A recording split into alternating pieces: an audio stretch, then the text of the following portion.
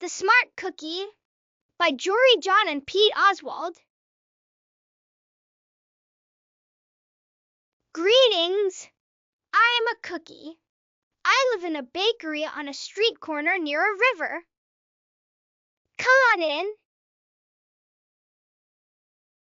Welcome to our little community. It's a warm and supportive place to spend some time. Pretty fantastic, huh? These days, life is sweet, but my journey wasn't always a cakewalk. When I was younger, I couldn't have imagined fitting in here. For a long time, I didn't feel comfortable speaking up or sharing my ideas. I didn't feel like a smart cookie. I wanted to be a cookie who knew all the answers. A cookie who felt confident in a group. A cookie who said, "Aha!" when solving a puzzle. Like this, aha! Looking back, I had some trouble in my early days. I went to school in a gingerbread house.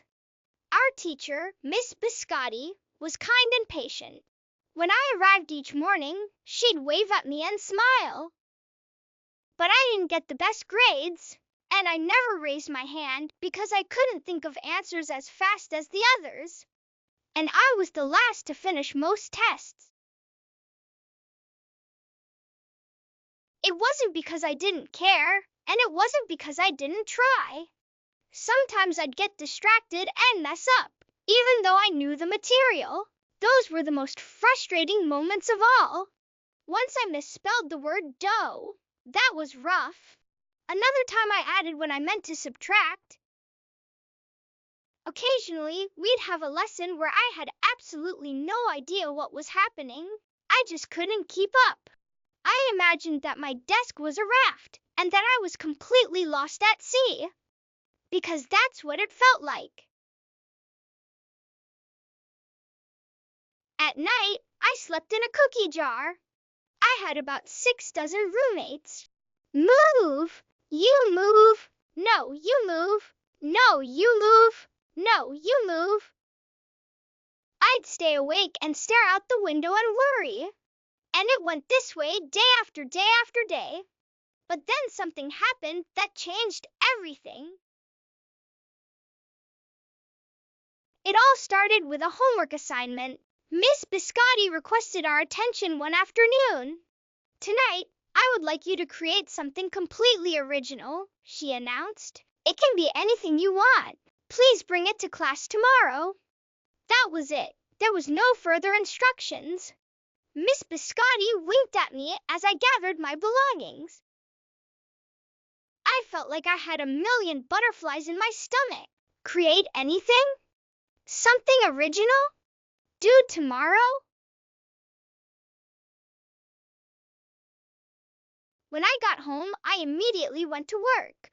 At first, I tried a cooking project. The results were half-baked. Next, I tried to hammer and nail something. It splintered immediately. Then, I tried making a sculpture. It was a complete bust. I wondered if I was about to fail yet another assignment. I was stuck. I stared out the window and watched the rain hit the river.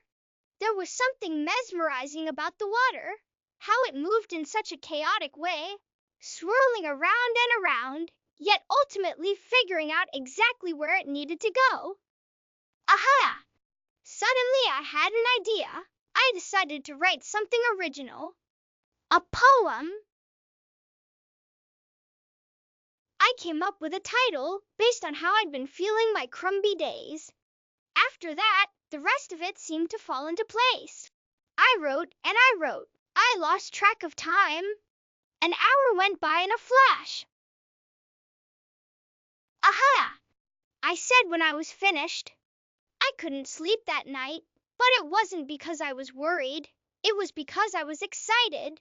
I felt like I had really accomplished something. I felt smart. The following day, Miss Biscotti asked for volunteers to share what we'd created. One kid showed off his original frosting art. Another kid revealed her sprinkle distribution machine. It was neat, seeing how everyone was good at such different things. Finally, Miss Biscotti turned to me. "Would you like to share anything?" she asked. Gulp, I gulped. I thought I'd probably crumble under the pressure. But I made my way to the front of the classroom. I noticed my hands were shaking. My mouth went dry. "This poem is called My Crumby Days," I said, my voice cracking, and then I read it aloud.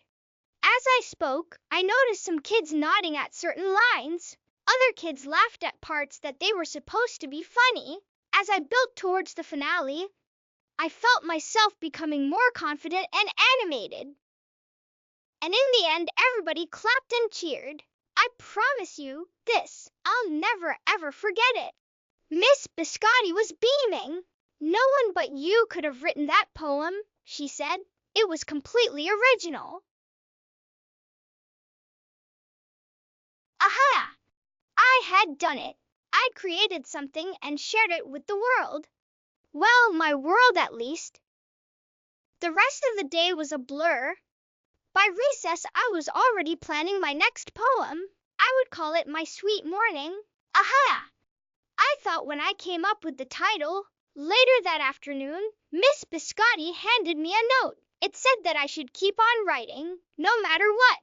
That meant so much to me.